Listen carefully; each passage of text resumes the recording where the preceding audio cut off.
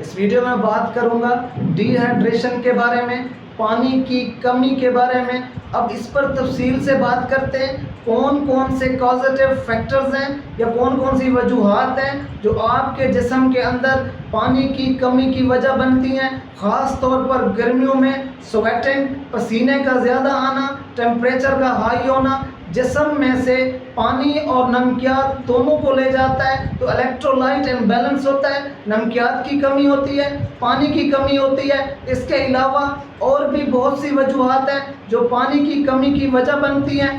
آپ کا کہیں بھی لمبے عرصے تک ٹریول کرنا، روزانہ کی بنیاد پر گرم موسم میں ٹریول کرنا، یہ بھی پانی کی کمی کی وجہ بنتا ہے۔ جتنا بھی آپ کا گرمی کے ساتھ ایکسپوئر ہوگا اتنا ڈی ہائیڈریشن زیادہ ہوگی۔ اس کے علاوہ اسہال، دست یا ڈائریا جسے ہم کہتے ہیں، آپ کے اندر ڈی ہائیڈریشن کی وجہ بنتا ہے۔ فلوئڈ کو، آپ کی باڈی سے پانی کو اور الیکٹرولائٹس کو، نمکیات کو اپنے ساتھ لے جاتا ہے۔ تو ڈی ہائیڈریشن یا پانی کی کمی کے کازیٹیو فیکٹرز میں سے چند کا ہم نے ذکر کیا کہ کون کون سے وجوہات ہیں جو پانی کی کمی کی وجہ بنتی ہیں۔ اب ہم بات کرتے ہیں جسم کے اندر سائن سمٹمز کی۔ اگر ہمارے جسم میں پانی کی کمی ہو رہی ہو یا ڈی ہائیڈریشن ہو گئی ہو تو وہ سامنے آتی ہیں۔ اس میں سب سے امپورٹنٹ، اگر بہت زیادہ پانی کی کمی ہو جائے تو ڈیزینس ہے کہ انسان بالکل لیتھارجک ہو جاتا ہے، سست ہو جاتا ہے، مدہوش ہو جاتا ہے۔ اس کے علاوہ نوزیا فیل ہوتا ہے، متلی سی محسوس ہوتی ہے۔ اگر نمکیات کی کمی ساتھ ہو جائے تو اس کے علاوہ آپ کی جلد ڈرائی ہو جاتی ہے۔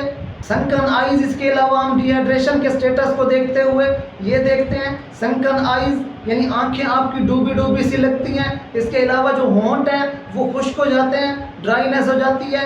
ٹنگ، آپ کی زبان، منہ کے اندر ڈرائینس۔ اس کے علاوہ جو جلد ہے وہ بالکل ڈرائی ہو جاتی ہے۔ اس کو ہم سکن پنچ ٹیسٹ بھی کہتے ہیں۔ سکن کو ہم پنچ کرتے ہیں تو وہ فوراً واپس نہیں جاتی، سلو واپس جاتی ہے۔ تو اس ویڈیو میں ہم نے بات کی ڈی ہائیڈریشن کے بارے میں، اس کے کازیٹیو فیکٹرز کے بارے میں، کون کون سی وجوہات ہیں جو ہمارے اندر ڈی ہائیڈریشن کی وجہ بنتی ہیں، اور اس کے ہم نے سائن سمٹمز پہ بات کی کہ جسم کے اندر کیا سائن سمٹم سامنے آتے ہیں اگر آپ کے جسم میں ڈی ہائیڈریشن ہے یا پانی کی کمی ہے، الیکٹرولائٹس یا نمکیات کی کمی ہے۔ تو اب بات کرتے ہیں مینجمنٹ کے اوپر۔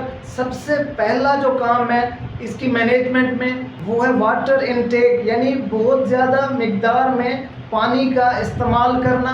وہ ہمیں ہمیشہ ہائیڈریٹڈ رکھتا ہے، ڈی ہائیڈریشن سے بچاتا ہے۔ اس کے علاوہ وہ سارے کازیٹیو فیکٹر، ان سے ہمیں بچنا ہے جو ڈی ہائیڈریشن کی وجہ بنتے ہیں۔ اگر گرم موسم ہے، اس کے علاوہ اگر آپ کو ڈائریا، وومٹنگ ہے یا کوئی بھی کازیٹیو فیکٹر ہے جو کہ ڈی ہائیڈریشن کی وجہ بن رہا ہے، سب سے پہلے ہم نے اسے ٹھیک کرنا ہے۔ اور اگر آپ گھر پر ڈی ہائیڈریشن کو یا ڈی ہائیڈریشن کی پیچیدگیوں سے بچنا چاہتے ہیں تو اس کے لیے سب سے بہترین چیز او آر ایس ہے۔ اگر آپ گھر میں او آر ایس بناتے ہیں وہ بھی چل سکتا ہے، اگر مارکیٹ سے او آر ایس لیتے ہیں وہ استعمال کرتے ہیں۔ مطلب کسی بھی طرح سے آپ الیکٹرولائٹس کی کمی نہیں ہونے دے رہے، اور اس کے علاوہ اپنے فلوئڈز کو یا واٹر کو یا آپ ہائیڈریشن کے سٹیٹس کو مینٹین کر رہے ہیں، کیونکہ جو الیکٹرولائٹس کا امبیلنس ہے وہ ہمارے ہارٹ کو افیکٹ کرتا ہے، ہمارے مسلز کو افیکٹ کرتا ہے، اور سب سے بڑا جو افیکٹ ہے ان کا، ڈی ہائیڈریشن کا، پانی کی کمی کا، الیکٹرولائٹس کے امبیلنس کا،